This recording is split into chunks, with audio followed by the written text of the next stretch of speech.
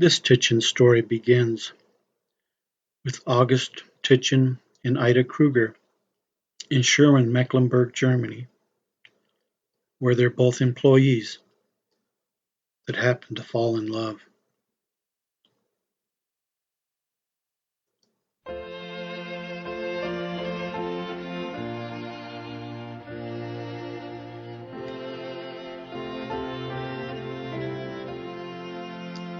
So this young couple set their travels from Sherwin to Erup, Sweden,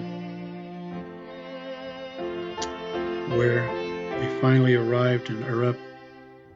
They have a child after their first year and 4 others. It's here where August and Ernest witness the mobbing of missionaries. They intervene to rescue the missionaries, are baptized, and Ida is also baptized, and they decide they want to join with the saints. They want to gather with the saints in Zion. So they decide to go to America. So they travel on their first leg of the journey to Copenhagen, Denmark, where they board a ship.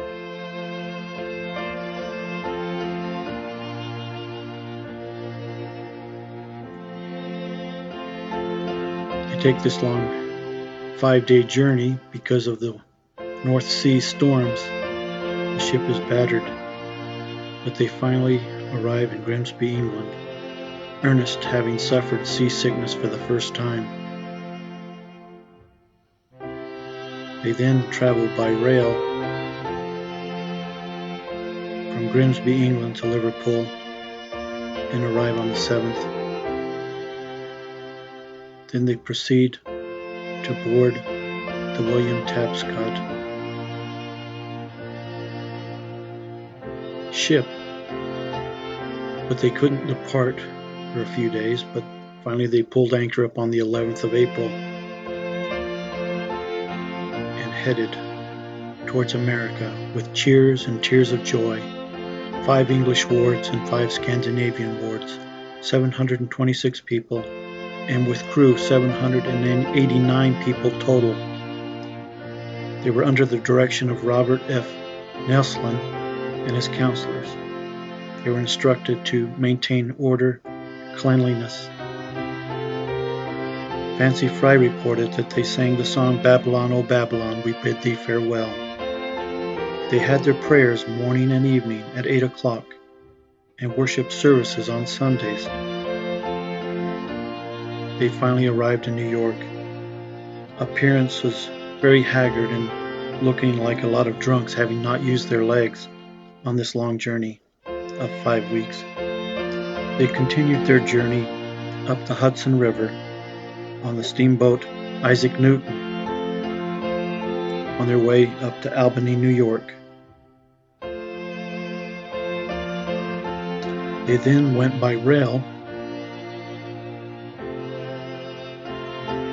traveling towards Detroit, Michigan, Quincy, Illinois, and on to St. Joseph, Missouri. Florence Mortensen reported that on the railroad and steamboats we traveled with poor accommodations, sometimes in cattle cars, and on boats where there were nowhere to sit, nowhere to make beds, so standing pleasure only. It was an over 1,000-mile journey from Albany to St. Joseph, Missouri. But they finally arrived, and they headed up the Mississippi on the St. Mary's steamboat. It took a few days to finally get to Florence, Nebraska, now called Omaha, Nebraska, just west of Council Bluffs. They get outfitted with wagon supplies and food for their journey. 60 wagons with oxen. These were long days of travel. They met with Native Americans, presented them with food and presents along the way.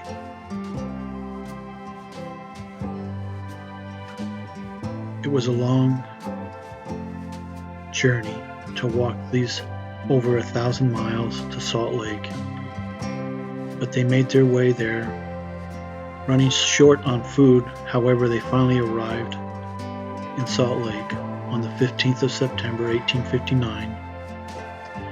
They were greeted with cheers of fruits and vegetables. Upon arriving to Salt Lake, August and Ida Tietjen and family stayed there the winter.